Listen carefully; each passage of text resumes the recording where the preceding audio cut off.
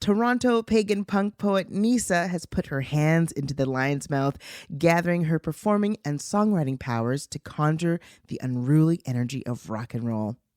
Out from under fierce thumb, NYSSA now sings about wild things, old gods, romance, beyond borders, and lack thereof, freedom, and the exorcism of trauma. She has quested and she has returned. Her album, Shake Me Where I'm Foolish, is climbing the top 30 chart, and I have NYSSA on the line now. Hi, NYSSA.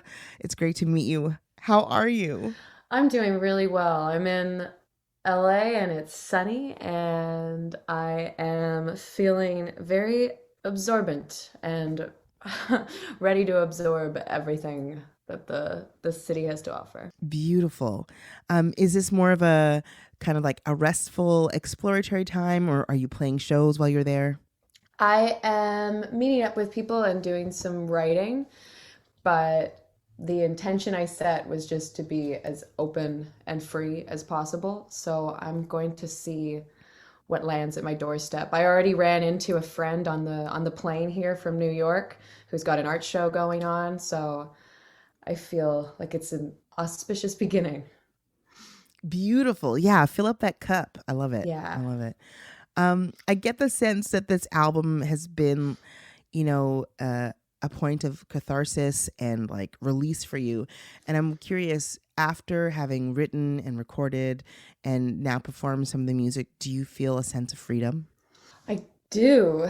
Yeah, it's funny when you were reading the little bit of the bio at the beginning there, with the hands in the lion's mouth. I think, when that was written, it was almost, and when I wrote the album, it's like I was psyching myself up for a freedom I was yet to experience.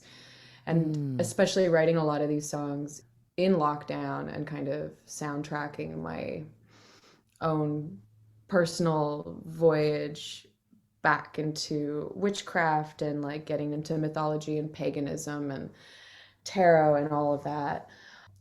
Yeah, I think these songs kind of became like this album is almost like a shrine I built to summon and gather freedom, which I'm experiencing now more than I ever have.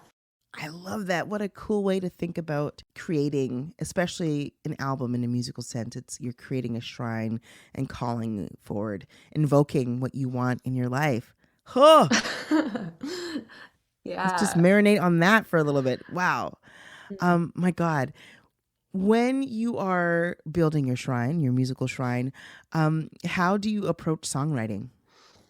These songs actually a really good friend of mine who lives in New York City started a weekly songwriting group at the beginning of the pandemic, and we all like it was a group of six of us and we all met up once a week. Yeah, we all kind of went on this journey together. So my approach to songwriting pre-pandemic was really like building up beats and using a lot of samples and very computer based, but then I became like allergic to screens pretty quickly.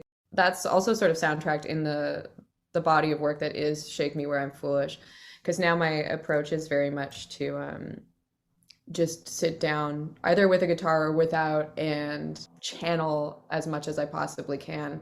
I try to not get in my own way and I try to write at least the first iteration as quickly as possible. Ooh, wow. I love that approach. I'm curious, who are some of your musical idols? First one that comes to mind is Sinead O'Connor. Rest in peace. I've loved Sinead O'Connor pretty much my whole life. The Lion and the Cobra, her first album, that's one of my mom's favorite albums, so it was in heavy rotation even when I was a baby. So I grew up with her voice, and yeah, I mean, I think that feminine rage is something that is still it's not really widely accepted. Yeah, and I think Sinead O'Connor was treated so poorly in her time, but she really opened this path where I think especially women are able to give voice to rage through music. So I find that very inspiring. NYSSA, wow, I think you're super groovy. I love your album and really all the best to you. And thank you so much for chatting with me today. Okay, from the album Shake Me Where I'm Foolish, which is number 17 on this week's Top 30 chart. Here is NYSSA and The Mystery.